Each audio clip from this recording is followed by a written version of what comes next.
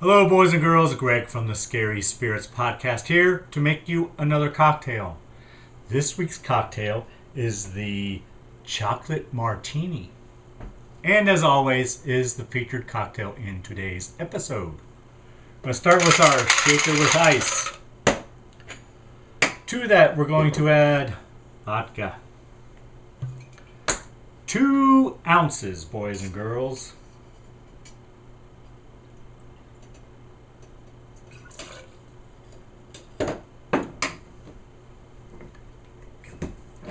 Next, Kahlua. 1 ounce.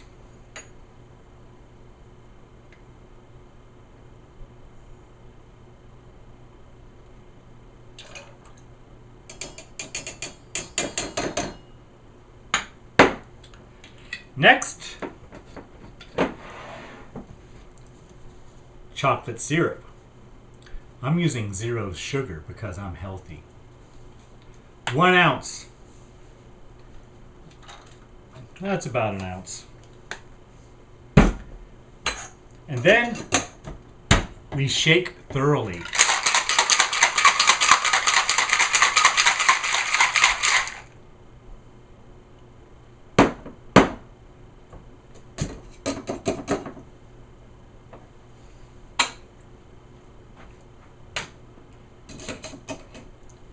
We're going to strain into our martini glass.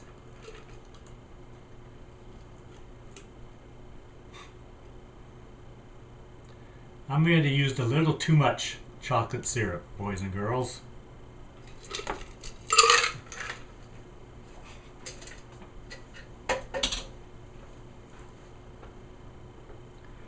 There you have it, the chocolate martini.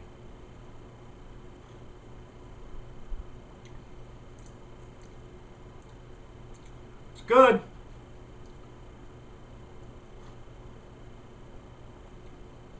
Yeah. Thanks for watching. Hope you enjoy the podcast. See ya.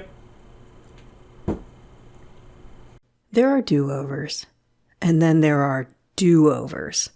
And with this week's episode of the Scary Spirits podcast, Seconds from 1966, we get the ultimate do-over. New hair, new face, new body, new life. But the same old memories. Would you do it? For me, at some point in your life, the thought of starting over becomes, for lack of a better word, exhausting. All that work to reestablish your career and connections? No thanks. Sure, you could be younger and prettier, but it's the same old you underneath. Not sure it's worth the restart. Maybe 20 years ago. But no, I'm sure people in my now life would miss me way too much. Cheers! Welcome to the Scary Spirits podcast. Please be advised that the presenters may use adult language and or discuss adult situations. This podcast is not intended for younger listeners or those that may be easily offended. So, if you're ready, let's go.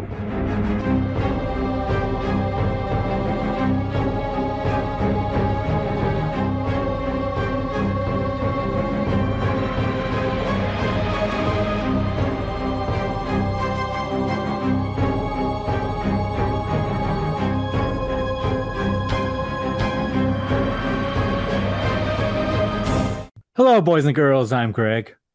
Hi, everyone. I'm Karen.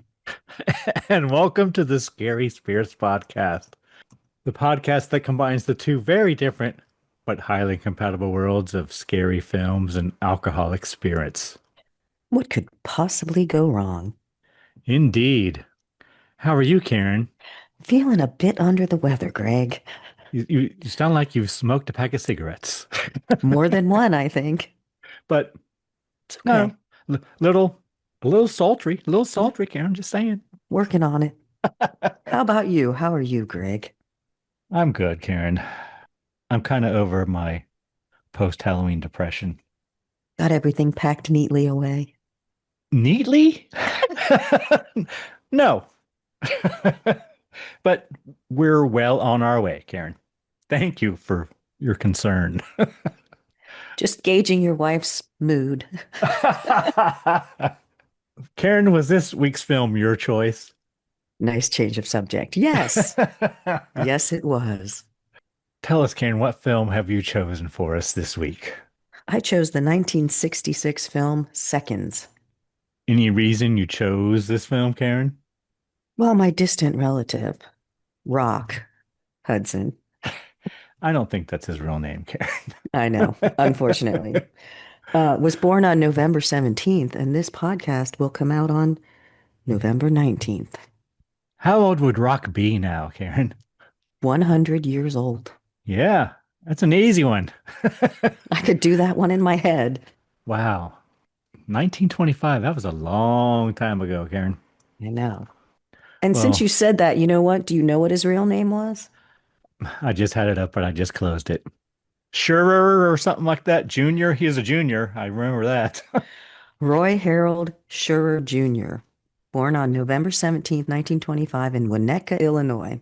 The only child of Catherine, a homemaker and later a telephone operator, and Roy, an auto mechanic. His father was of German and Swiss descent, while his mother had English and Irish ancestry. He was raised a Roman Catholic.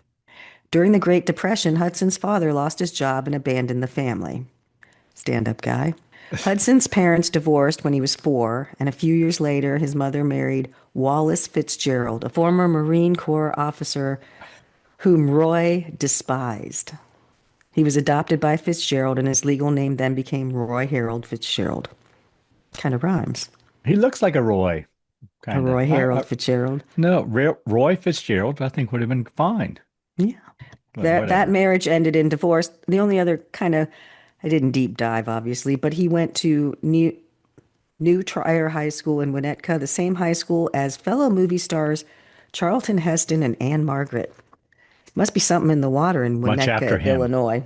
Yeah, but, well, Charlton Heston and, yeah. So, but there's something in the water in Winnetka. Those are big stars coming out of there. Do you have a cocktail to go along with our film, Karen? I'm sorry about that. Little detour already. Yes, I do. And what would that be, Karen? Well, Rock Hudson starred with Elizabeth Taylor in the movie Giant, and With James Dean. James Dean. Yeah. Go on. But the pertinent point is Elizabeth Taylor and Rock Hudson spent a lot of time together, and they invented the chocolate martini while they were on that film, and that is our drink today. How would we make our chocolate martini? Well, if you want to make it the way they made it, I tried to. It's terrible. Well, I don't know. It's very chocolatey. Well, you just squeeze Hershey's chocolate syrup into a martini glass and add some vodka and stir, stir, stir. Pretty much. Oh, So you forgot that's- the Kahlua. Well, they didn't put Kahlua in it. You said they used Kahlua. No, there are so many recipes out there. You can pick whatever you want for your chocolate. Okay. Because I wrote down Martini. you said vodka, Kahlua, and chocolate syrup. Well, that's one of them. All But right. their original one, they just squeezed Hershey's syrup in vodka, according to what I read. But you know what? I wasn't there, so maybe Mine's not Kahlua- far off. I gotta say, I feel like. But I added 1 ounce of Kahlua. So I did 2 ounces of vodka, 1 ounce Kahlua, 1 ounce chocolate syrup. Yeah, you can add cream de cacao. You can add half and half. There are lots. There's lots of special ones out there, and you can do any of those. And to be honest, Karen, I eyeballed the chocolate syrup, and it may have come out a little quicker than I expected. But it's 0 sugar, so I'm fine. You're fine. It's very chocolatey, though. It's delicious. Can't go Did you wrong with that. Did you ever have a Yoo-hoo back in the day, Karen? Yeah, like watered down chocolate. Yes. I was It's about to say it's more chocolatey than a Yoo-hoo. I'm not a fan, but I like the upgraded version of adding a little cream but in a pinch, if I was on a movie set and I had Hershey's chocolate syrup and vodka, I think I'd go for it. I need to talk about the Yoo-hoo for a minute, Karen. Okay, I'm sorry. Did I gloss over the important Yoo-hoo story? My uncle owned a corner. It was literally a corner store.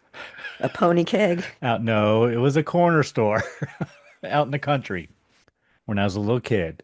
And when I would go visit my grandparents or stay with my grandparents sometimes, we would take the tractor, Karen, and drive it up to my uncle's corner store. And I would enjoy yoo-hoos on the house because, You I'm the knew people. nephew. Yeah. You knew Yes. people. I You knew know. the I owner. know somebody. Yeah, I knew the owner. Nice. Good times. All right. Should we give our friends and listeners time to make their own vodka martini or chocolate martini? Let's do that. Hold on.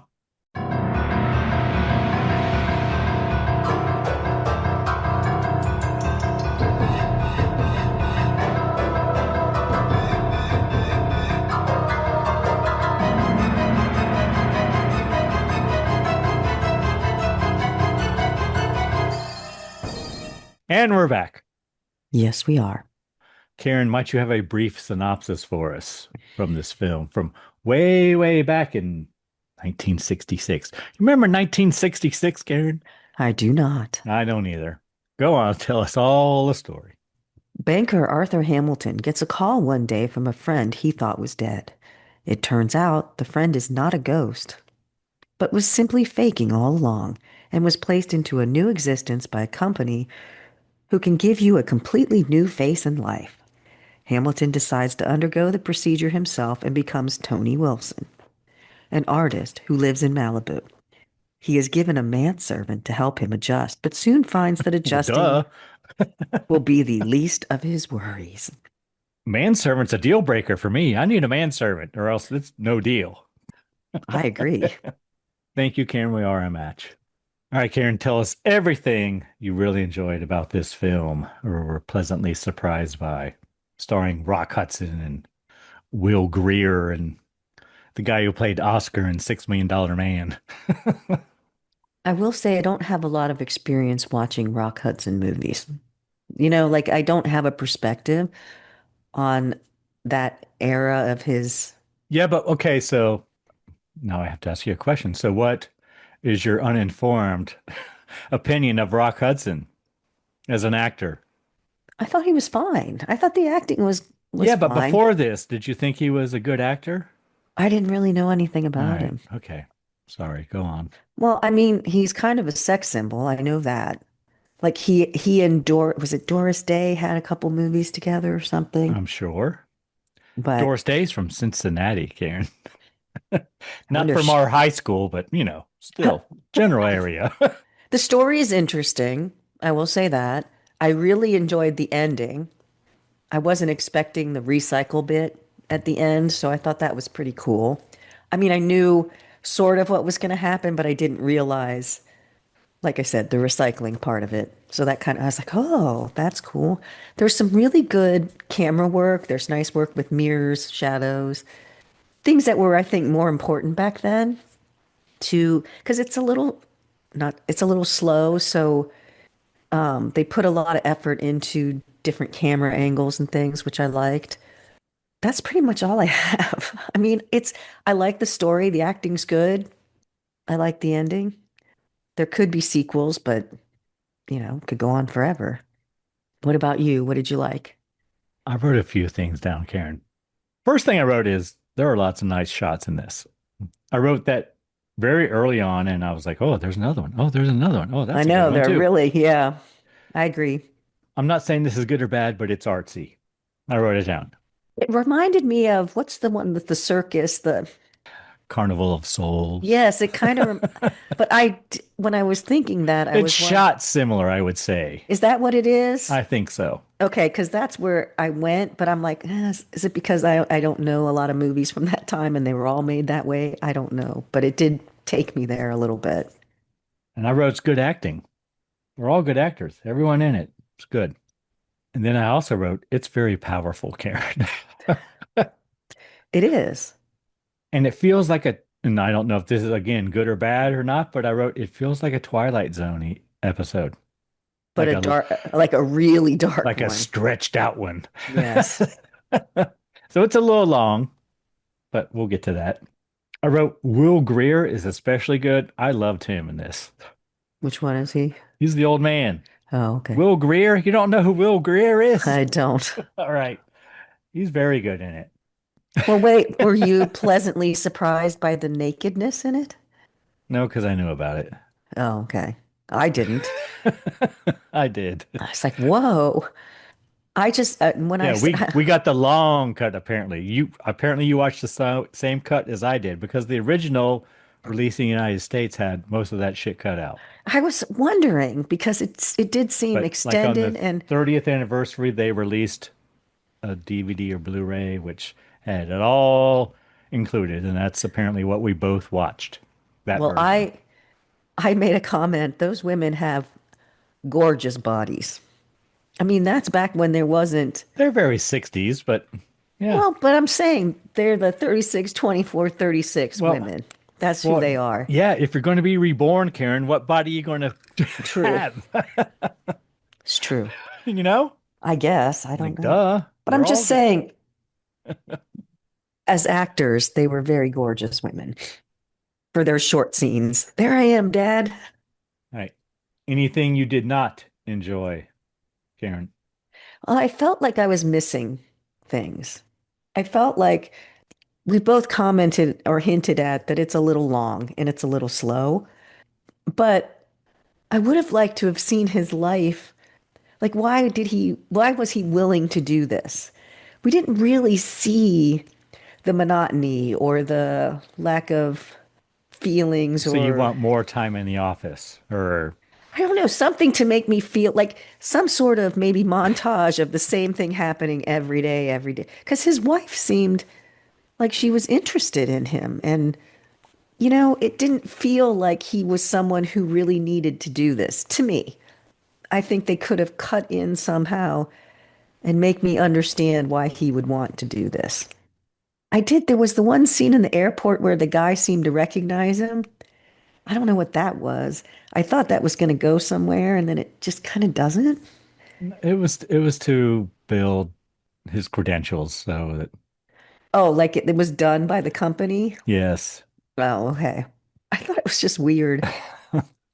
That's all I have. I mean, I feel overall it's what the movie is. I mean, is it horror? I was trying to figure out where the horror comes in and it's psychologically disturbing, I think, when you think about it. And would you do this? And like you kind of put yourself in it. But I don't know. I don't know where the horror part of it came from. But I liked it. But that's all I have for things I didn't like. What do you have? So is Carnival of Souls a horror film? Do you consider it a horror film? It had more horror imagery in it, I think. A little bit. Imagery. I mean, there are like some zombie looking people in it, right? Isn't there drowning and stuff? Like I don't know. But I'm really, not going to I don't think it's argue. any different. No, it's a There's a very twist similar there. movie. And you have your twists at the end, both of them. Did So, you like but the I agree, twist? this does feel less horror than that, only because of like the guys in makeup we saw in Carnival of Souls and like more zombie-like. These are all normal people. Well, sort of. Well, yeah, they look like normal people. It's long and slow, I agree. And the first half of it, where we see Arthur, right, as his true self, he's got a bad toupee, Karen. It's got bad makeup in this. I think. I also wondered as I was watching this, and this is not something I liked or didn't like or anything, but I wondered how a male watching this would, how different they would feel about it than a female, because the main character is a male, like a middle-aged male, right? Or do you think that just you're at some point we all reach that point where we can relate to a I middle-aged think it was person? for me, it was more about age. And I was wondering, would I want to go back and be younger and start over? And I was like, I don't know. I mean, when you get to a point when you have no fucks to give, there's some, I know. There's some freedom in Yes. that. And would Yes, you, we are both there, Karen. Just boys well, and I'm girls. saying, Both of us have zero fucks to give. We're both over it. But go on. but that's what I think what was more disturbing for me was he could leave and no one would really care. And that started to, when you think about that, like how close really are your friends? I Well, we mean, don't how know that. no, but it makes you think about it, and that's what they were telling him to make him sign the paper to do it. Could they get you in a room and say, Greg, your wife is over you. Your friends aren't even going to No. notice. No, but you have that confidence. I'm saying to get someone to do that, you would have to think, would anyone really be affected if I wasn't around? Yeah. I mean, he was willing to leave his wife, his daughter. He didn't seem to have many friends, that kind of, so his life was rather isolated. Granted, it's the 60s, so his daughter had moved to California or something. You don't communicate like you do today, where you can text or email or call for free. Well, Like, we don't know, Karen. what do you mean we We don't have no know? frame of reference. I'm saying though that there was no texting. We know there was no texting, there was no email. They Yeah, had to but write letters. And she would write letters once in a while because it cost yeah. money to talk back in the day. So no, we don't know, but that's what they were saying to him to get him to sign the paper, and that's why he did finally sign the paper. Well, Yeah. that and they drugged him and blackmailed him, but Do you know how much $30,000 is in 1966 money today? I do not know. Ah, shit. We should look that up, Karen, because that's basically what it cost. To get a new identity. Yeah. What a shock though to go from a middle-aged man to Rock Hudson. Like, dang. Yeah, he's a good looking guy. It's about $3 million, Karen. Wow. So that banker had a lot of money because they were telling him that his wife and daughter would be well taken care of, and they were going to take $3 million from him. Apparently, So money doesn't buy you happiness. Come on, man. I'm banking on when I win the lottery. It's a thinker. it is a thinker. Do you My think you could do it? my head hurts. I wouldn't want to. Yeah, I don't think they could convince me to do it. Like I No, said, when you get to a certain no, point, no. Now it's different. Hey, I'll let you go back and do it over, knowing what you know now. Well, I don't even know if I would do that. no, because No, no, no. I was going to say all when you still meet your, yeah, so no. no, all of your You bad still meet decisions, all your significant others, but you make the good decision. So you but you wouldn't be where maybe you you get are to the without good them. one late earlier.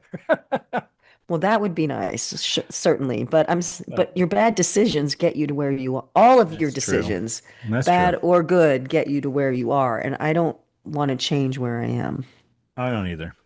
I want my kids, like I wouldn't want to change any of that. No, I don't either. All right, what kind of cocktail rating you want to give this film, I Karen? think it's a 3. It's a thinker, though, like we said. It's not in your face. It was It's surprisingly a two and a long. half. Really? You liked it that much? Yeah, but I watched it. It is slow, so I watched it on like 1.5 speed most of the time. Oh. So I got through it pretty quick. Yeah, if it was normal speed, I might not give it that I high a rating. also, while you're talking, I just thought of something else that I didn't realize. Well, I realized but didn't write down. We never really find out why he couldn't handle it. He seemed to be having a good time, and then all of a sudden he lost his bearings or something. Like I would have liked to see what tipped him, Because he thought he would be happier, but he wasn't. but he seemed to be happy for a while with the lovely lady. Well, duh. Well, but I'm saying like we didn't really see it unless he got bored with all like if was it just was it the same thing No, maybe party he's after? misses his wife. Okay, I'm just saying I would like to know what tipped it for him that he wanted to start over again with it. He didn't want to go back to his wife though. He wanted to start over as a second time around with the seconds. He wanted another life. Oh, that's not the way I understood it at all. I thought he was going to go back. But I guess he can't, can he? So he probably No. would be. We kept saying He I want to go back. Yes, he wanted to well, my interpretation is he wanted to start You wanted over. to start over. Pick what he got to do, pick who he got to hang. Like he wanted Okay, choices, so yeah, that's a different thing. So that's not where I was. That's not where my head was at all. So, but he couldn't go back. He was dead. yeah, but people, woman presumed dead, found alive, only No, 5 miles from her house. You not with know, it's completely new that shit happens fingerprints, all the time. completely new fingerprints, face. They changed his Well, they're going vocal to change cords. him. They're going to change him back. Well, I mean, they said they were going to. I don't think you can go back to that from Rock Hudson. Probably not. All right, three cocktails. It's a good one. I'd never heard of it, and I was very pleasantly surprised. You hadn't heard of it? You just picked it because it was a Rock Hudson and you looked In a up horror Rock film, Hudson horror. that I did. All right, look at you. What did you use a good search engine, I assume? That's Moving a, on. I don't have any response to that. Would you like to hear a review from the time, Karen? I would. So first I have to tell you this has a 7.6 out of 10 rating on IMDb, a 79% approval rating on Rotten Tomatoes.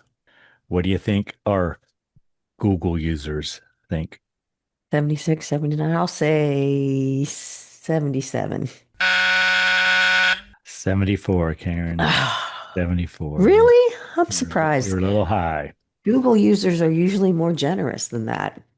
Review I have is from the Cleveland Press, Karen, dated May 17th, 1968. That can't Well, be. It's that's 69. weird. So that date cannot be right. By a reviewer named Tony Mastriani. I don't know. Apparently he's a famous guy because they have a whole thing of his reviews. Seconds is an odd conglomeration of a movie, bits and pieces of the Faust legend, morality play, horror film, suspense movie, and science. Fiction shocker. Are we familiar with Faust? He has something to do with the devil. The first half hour is probably the best of it in terms of sustained suspense. A Scarsdale banker, wealthy, comfortable, and living a dull life, finds himself in the hands of an organization that promises him a second chance at life. His death will be staged with another cadaver to stand in for him at the funeral. His identity will be changed through plastic surgery, and a new life will await him far from home. John Randolph, as the banker sweats through the ordeal of deciding, finds himself enmeshed in the Kafka-like setting of the organization headquarters, undergoes surgery, and emerges as Rock Hudson. Ta-da! If the film sags at this point, it is not all Hudson's fault. While continuing to be outclassed by the performers around him, Hudson is a far better performer in this movie than in any other he has done. I didn't think that at all. Credit the fine directing hand of John Frankenheimer for that. Okay. It may be that the movie suffers because there is more horror and fantastic events filmed among realistic surroundings in New York than there is in observing them against the brightly sunlighted Never Never Land of California. As the reborn man, Hudson is an artist living on the seashore, meets a strange and beautiful girl who seems to be in love with him. But he also is a mature man inside, a man with old memories trying to live among young people. At a drinking party, he almost blurts out his past, rushes off to see his old home, finds that there is little trace and even less memory left of the man he was. He returns to the organization asking for another identity. From this point on, the film picks up its earlier suspense as it marches unrelentingly to one of the most grisly conclusions a movie ever had. In addition to Frankenheimer's direction, much of the excellence of this movie can be traced to the imaginative photography of one of the best in the business, James Wong Howe. Aside from the conclusion, there is a long scene involving plastic surgery that is not for the squeamish. The movie's drawn-out middle isn't helped by a bacchanalian Bacchanalian. bacchanalian orgy at a great festival that is sillier than it is dramatic. By the way, Faust refers to a German legend about a scholar who makes a deal with the devil for unlimited knowledge and worldly pleasures, sacrificing his soul in return. By Goethe. By Goethe. By Yes. Goethe? Yes, yes. I don't know how to say his name. I have the book. Never read it, but I have it. I will say the surgery scene is very good. And we'll get to it, I'm sure. All right. Before we go into it scene by scene, Karen, are we ready to talk about next week's film? Yes. What did you pick? Oh, it's my choice. It is. Film I have chosen is from 1956, Karen, a Hammer production called X, the Unknown, which is a sequel to the Quartermass Experiment, which we did a few weeks ago. Okay. Why'd you pick that one? Because it's a Hammer film. That's it? That's all I you think got? so. Yeah, think so. Okay. Do you have a drink to go along with it? And it's a sequel to one we've done. I do, Karen. Cocktail I have chosen is called the Atomic Cocktail. Ooh, nice. A legendary 1950s cocktail hour libation.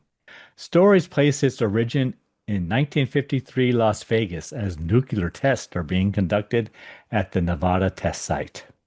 Nice. We're going to need 1.5 ounces of sparkling wine, 1.5 ounces of cognac, 1 teaspoon dry sherry, and 1.5 ounces of vodka.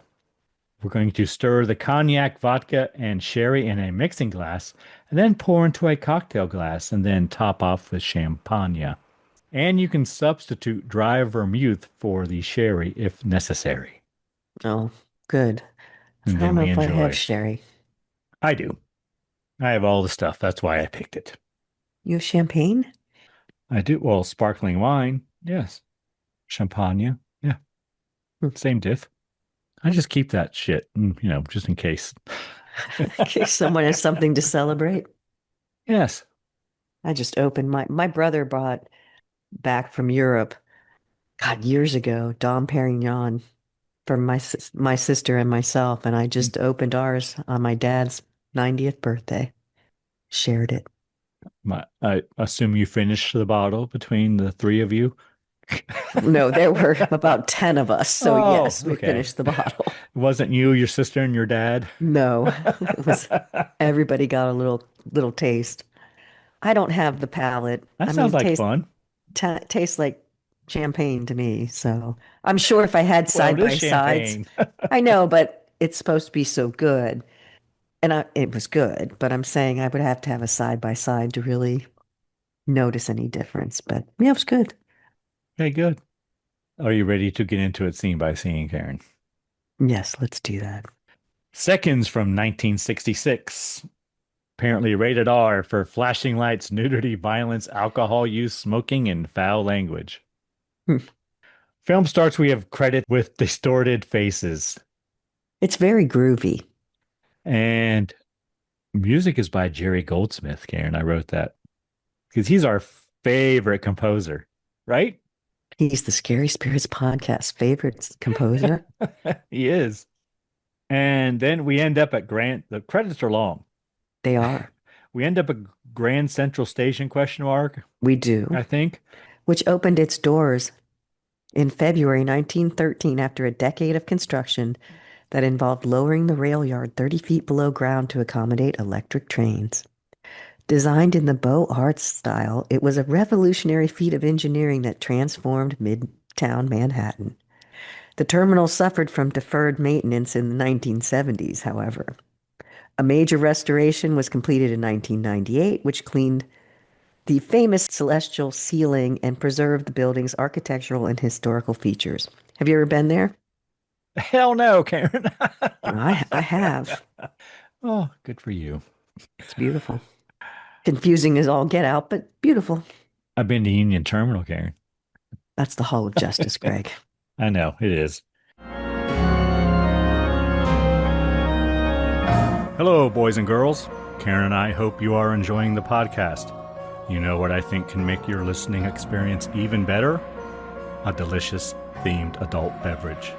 You can find all our drink recipes on our website, scaryspirits.com, in the recipe den. Tune in every Wednesday and join us for a drink. Now, back to the show.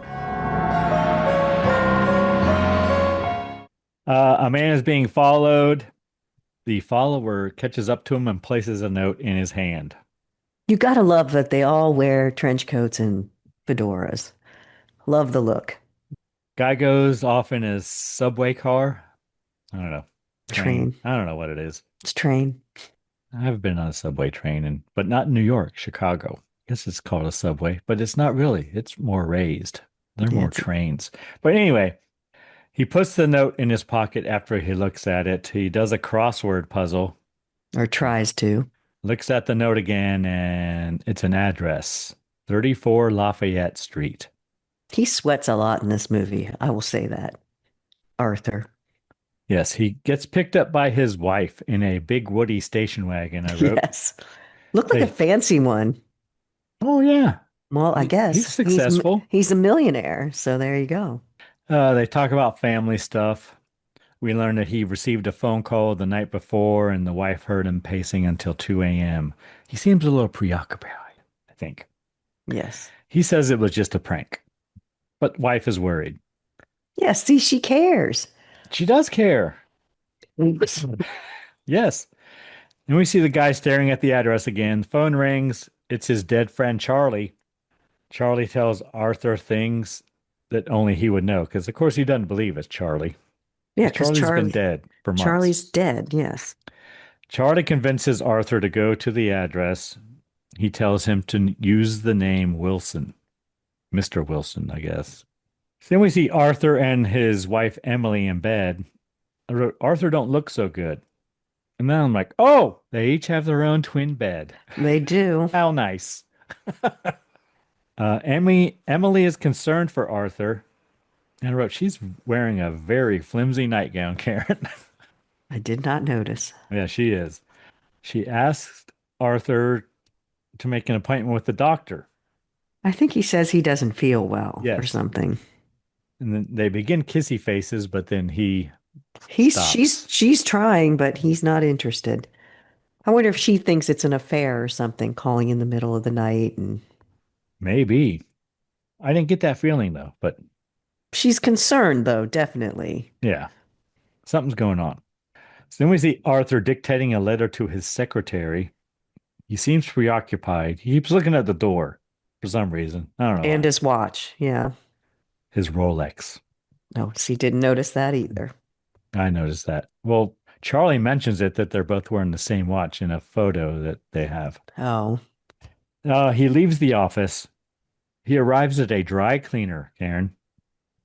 Tells the man working there he is Wilson. And then he is given another address. Yeah, they're not very friendly there, but they do direct him to a different place to go. Then he ends up at a meat packing plant, apparently. Yeah. Man greets him as Mr. Wilson, gives him an overcoat and a hard hat. Meatpacking uniform, really. He's taken to a delivery truck and told to get in the back. And the back of the truck says, Honest Ernie, the cow dealer. They drop him off at a building and tell him to take the elevator. Well, he wants to go in the front, and they're like, nope, you go in the back. So he rides in the blackness of the truck, probably so he doesn't know where he's going, right? Yes, Keep exactly. Secrecy. He goes up to the elevator. A woman greets him as Mr. Wilson. She offers him tea and a sandwich, which she has already prepared, Karen. Yes. And then I'm like, oh, he don't look so good. Because he helped himself to the tea and the sandwich. Yeah, but she already prepared. Yes. Special. So then he apparently wanders around disoriented. And I wrote, he dreams of a younger woman, question mark. Yeah, it was odd. I couldn't figure out if he was dreaming or reminiscing. Like then I thought, oh, he wants a new identity because he did this horrible thing. Like he's remembering it, but no, that I was wrong. Wakes up and leaves the office. He can't call the elevator because there's no button. I know. I thought that was a nice touch. It was nice. And then he walks into a room full of men sitting at tables and asks one of them how to get out of the building. No one really talks to him. They're just sitting there. Man comes in and tells him he is wanted back at the office. Back at the office, he is greeted by a man as Mr. Wilson again.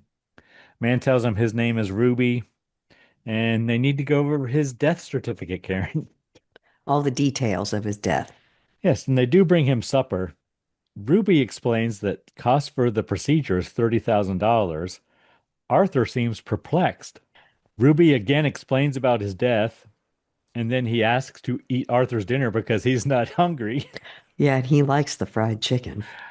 And Arthur is given choices for his death. Well, they're just going over what they think might work best. Because apparently what do they call the department? The cadaver department? They need to find someone who looks like him that can be mutilated.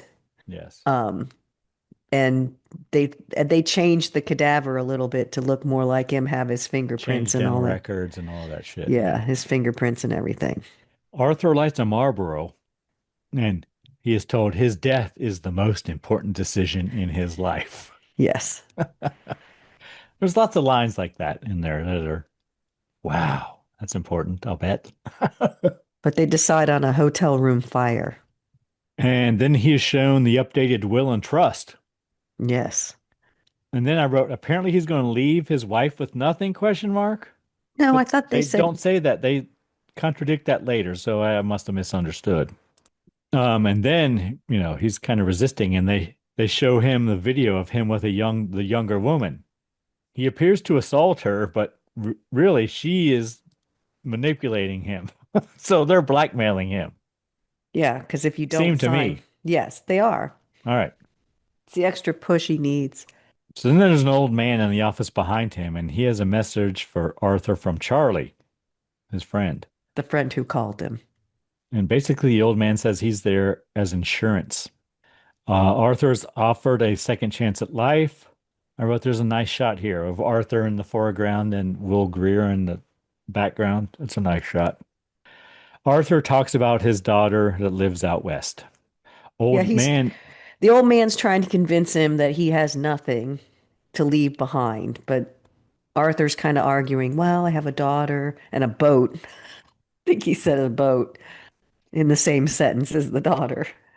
yeah. Old man asks him if there is really anything he can't live without in his present life. He says that he and his wife are not affectionate, but really he isn't.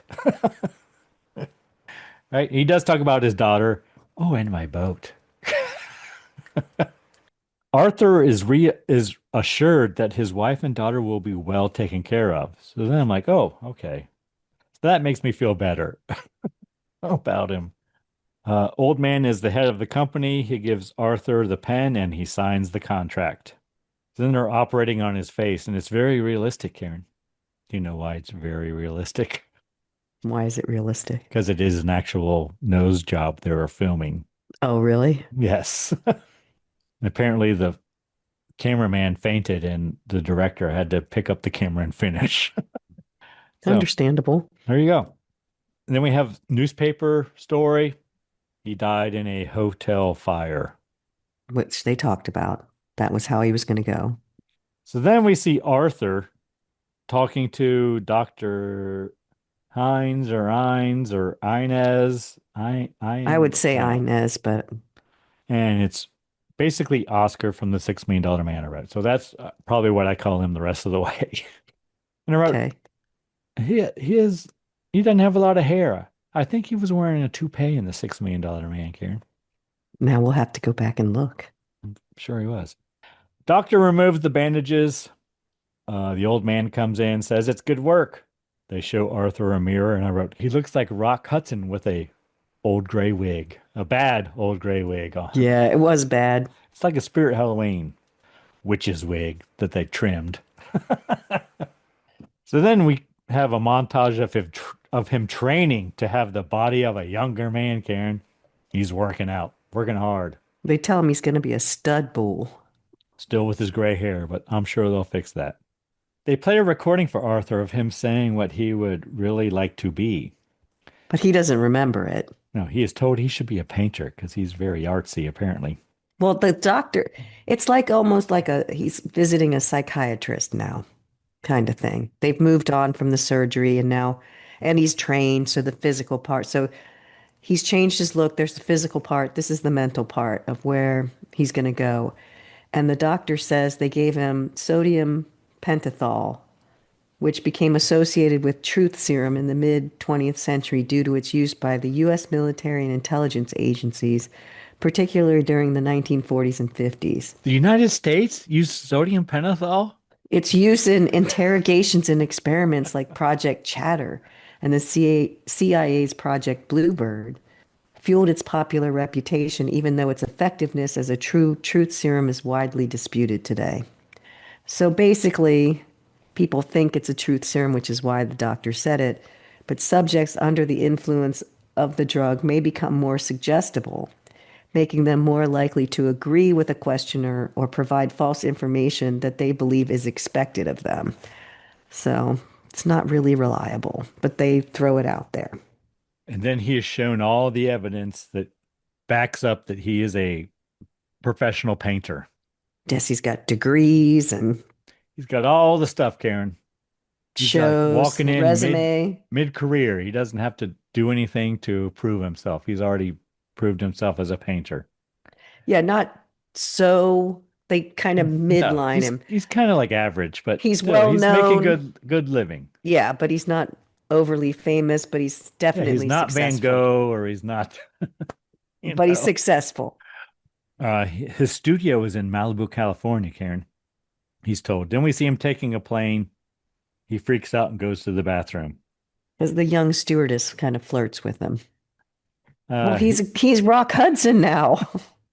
he arrives at the airport, I guess in California, and a man comes up and acts like is an old friend and then moves away. He arrives at his house. John is there to help him, the His manservant. manservant.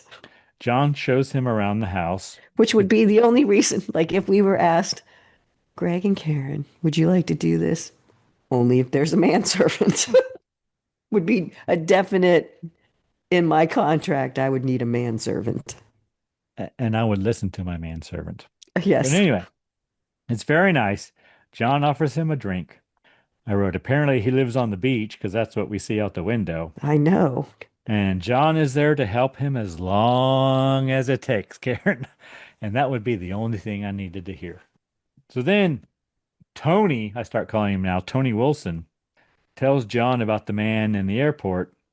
But then Tony has his martini and he begins painting. Which he's not a bad painter. I didn't realize that he had been painting all along, like a hobby. That comes out a little, yeah. But when I saw him drawing, I was like, dang, that's pretty good. John suggests that Tony have a cocktail party and invite the neighbors so he can, John suggests that over and over. Yes. Greg, you'd be like, yes, let's have a cocktail party. I don't know. Maybe not the first time. Tony says he needs more time and smokes the Marlboro. I would do that. Well, who wouldn't? If it was 1966. And we see Tony painting, trying to copy the pre-existing paintings that were created for him that have his signature on it. I assume he has to recreate his signature too, but whatever. And we have a montage of general life and him walking on the beach. He walks on the beach a lot. He's having trouble. He's anxious. Yes. We get the feeling that, he's having second thoughts and he's not sure he can do this. John, again, tries to get Tony to meet the neighbors. He resists. He smokes a Marlboro in bed. Yes. Very dangerous. I've done that. And then another walk on the beach. But this time he meets a woman on the beach dressed in black, apparently, Karen. Because it's black and white. But so she introduces herself as Nora Marcus and she asks him to go for a walk.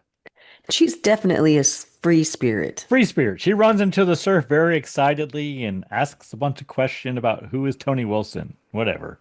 She's asking the ocean. She loves the ocean and runs it. So she's a little out there. The ocean tells her to mind her own business, she says, when he asks her. What it told her. Yeah. And she says it told me to mind my own business. We learn that she is another person who has been operated on and has a new life. She is one of the reborns, as they say. And then she reads his tea leaves. He has issues which are unresolved, question mark. Yeah, what she tells him is he's waiting for something to turn the key to make his life worth living. And then she does admit it is a General. prophecy, yeah, that Fits anybody, everyone. Yeah. yeah, So then we see them driving in a Mustang convertible, Karen. way too fast and recklessly because she's driving. Oh, okay. I thought it was just me because I was watching at 1.5 speed. Tony agrees to go to a gathering with her. She does warn him that it's going to be very wild, Karen. Gonna be wild.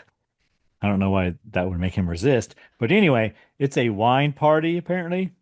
What do we call it? A Well, she meant bacchanalian or something?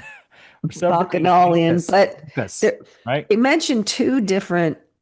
So we're in, they go somewhere, like maybe LA or something. I don't know, but they all got their tambourines and they're very hippy dippy. And one of the people mentions Pan, who is the ancient god of shepherds, flocks, nature, and wilderness.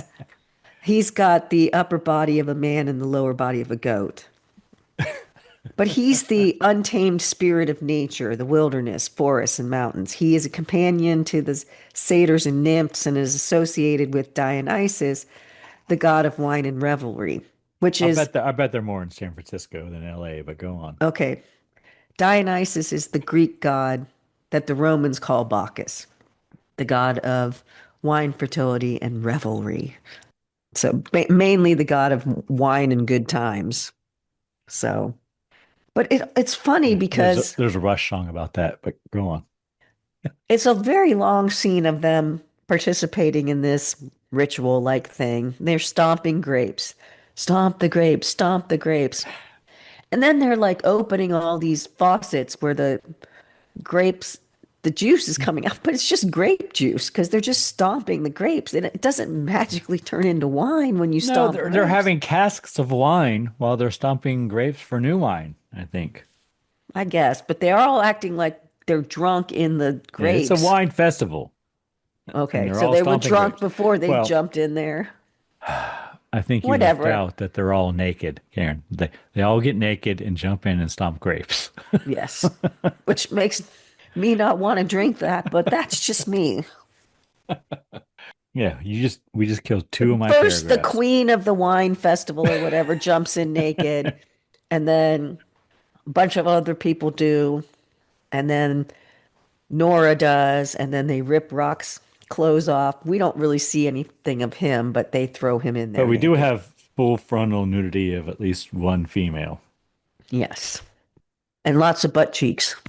Lots of butt cheeks, lots of And boobs, lots of butt yeah, cheeks.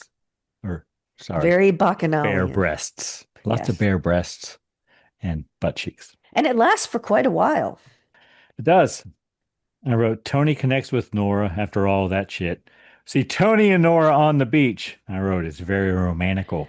Yes. Then we cut to Tony at his house having a cocktail party, meeting all his neighbors. So apparently His John manservant has is, convinced him. yes, very successful. But the problem is he's drinking a lot, Karen.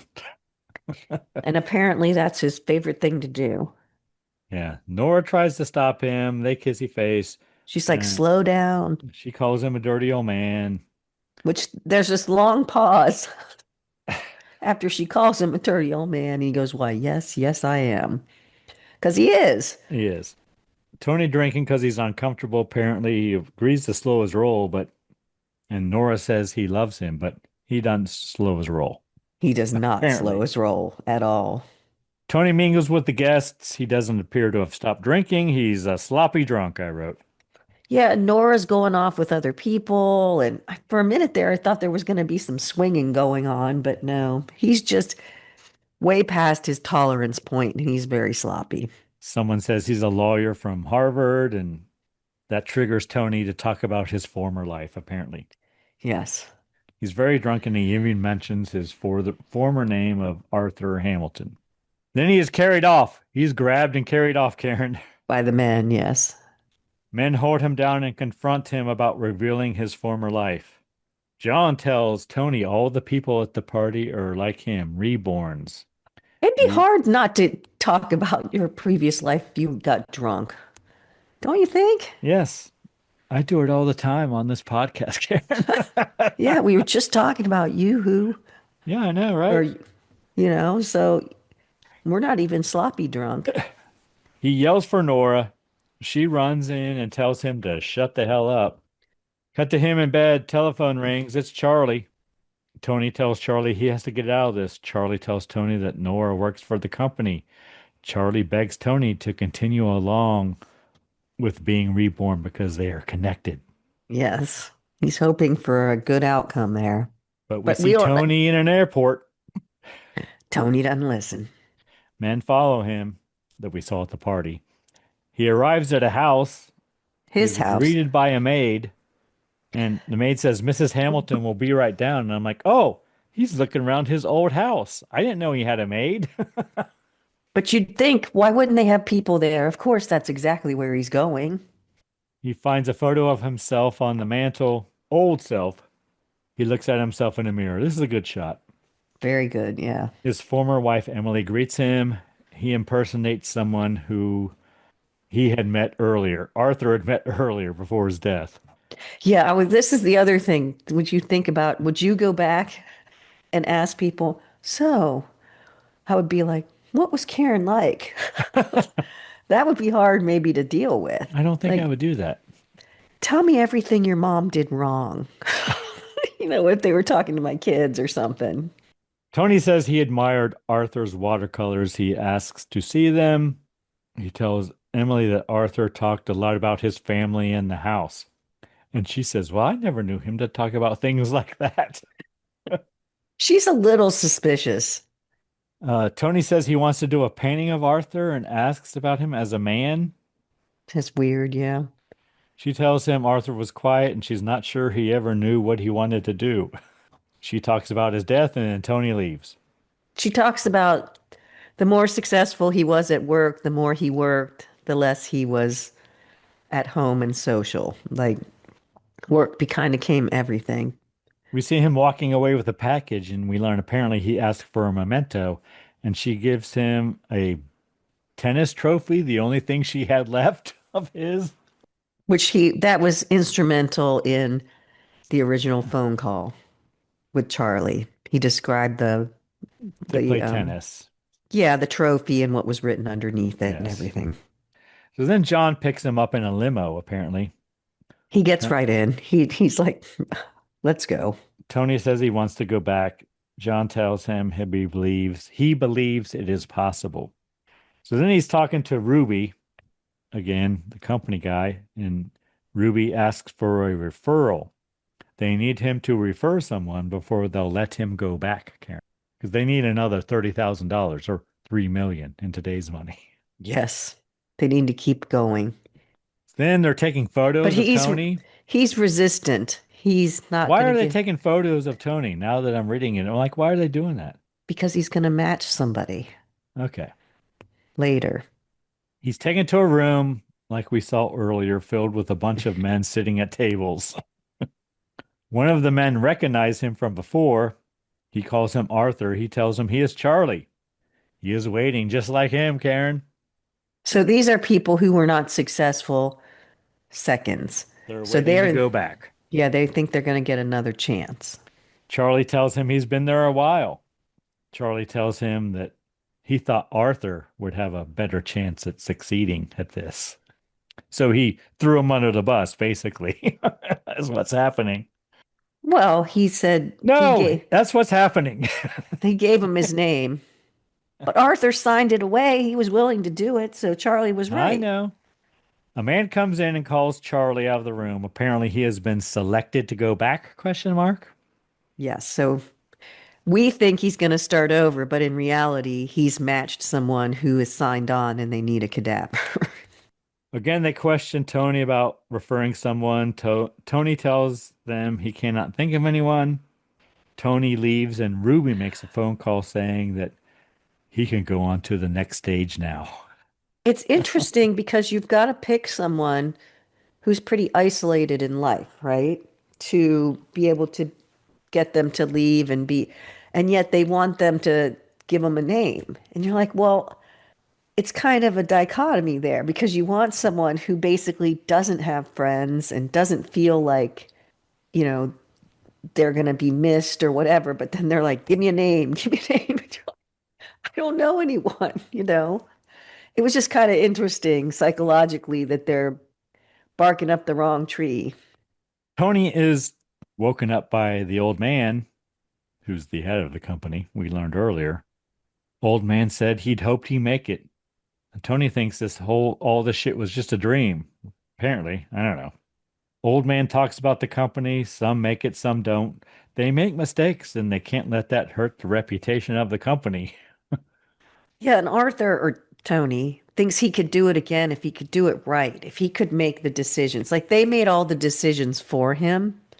And he keeps saying if I had more free will, like what I looked like, how old I was, what my occupation was, I think I can make it work. I just need choices, he keeps saying. Orderlies come in with a gurney and strap him down. Just so he won't fall off. Yeah, Dr. Morris is walking with them and he asks about his religion. He also says this is some of my best work. He's disappointed. No, the doctor says that later. The other Oh, doctor. Tony is heading to the next stage. Eventually, we all meet our maker, Dr. Morris says, and then Dr. Morris starts reading him the last rites, Karen. takes him a while to figure out what's going on, but then he catches on pretty quick. And just then he is gagged and taken to an operating room. Oscar is there, who is Dr. Inez or whatever. And we learn his death is by automobile accident caused by cerebral hemorrhage. Oscar, the doctor, tells him that he was his best work and he's sorry it had to end like this. They're like, just relax. They do give him a shot to relax, but he's about to have a hemorrhage, so he can be put in a car and be someone else who died so they can try the seconds program. I was surprised by that whole Doctor sequence. decides where to put the hemorrhage, Karen. Yep, right behind the ear. And he grabs a cranial drill and he begins drilling. It's a good sound effect there. It was Cut hard to, and then it squished. cut to a man with a child on a beach with a dog, Karen. Yeah, so was that his memory of him with his daughter, or was that the new person's I didn't know what that was. I know what it originally was, so I don't know. Oh, what was it originally? Credits, the end. This was the scene they cut out that he is walking on the beach and meets a man and his daughter. Oh, But they cut it out, but they added it to the end to make it more impactful for just the reasons you're bringing up. Like, what is that? Is that him and his kid, his daughter? Or... yeah, I didn't know if it was a memory or the next Right. person that got that he died so they could have a second chance.